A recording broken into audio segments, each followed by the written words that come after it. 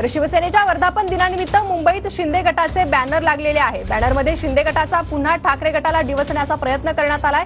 बाळासाहेबांच्या विचारांचे वारसदार, भगवा विचार त्याला जनाधार, वाघाने वाघासारखं वागावं, भगवा आहे रक्त गर्वाने सांगावं, बॅनरवरील या आशयाने सर्वांचं लक्ष वेधलेलं आहे।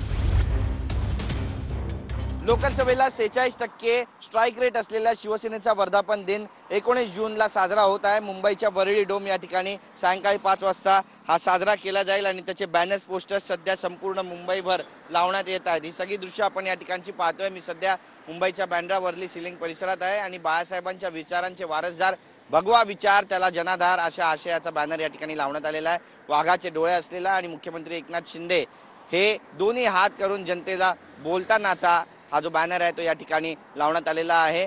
आणि सगळ्यात महत्त्वाचं म्हणजे वाघानं वाघासारखं वागावं, भगवा आहे रक्त गर्वानं सांगावं असा जो आशय आहे तो सुद्धा या बॅनरवर आहे। शिवसेनेचा धनुष्यबाण दिसतोय आणि त्यासोबतच वाघाचे जे डोळे आहेत आणि एकनाथ शिंदे यांचे जे डोळे आहेत ते एकच आहेत असं सांगण्याचा जो प्रयत्न आहे तो या बॅनरच्या माध्यमातून झालाय का अशी चर्चा जी आहे ती आता या निमित्ताने रंगू लागलेली। आपण पाहतोय की मुख्यमंत्री एकनाथ शिंदे हे अत्यंत आक्रमक पद्धतीने विधानसभेला देखील सामोरे जातील अशी चर्चा सुरू असताना या 58व्या वर्धापन दिनी नेमकं कुणाकुणावरती ते सरसंधान साधणार आहेत आणि त्यांच्या धनुष्यबाणाच्या पातावर कोणकोणते नेते असणार आहे हे पाहणं तितकंच महत्त्वाचं ठरेल। कॅमेरा पर्सन रोशन गायकवाडसह गिरीश गायकवाड, TV9 मराठी, मुंबई।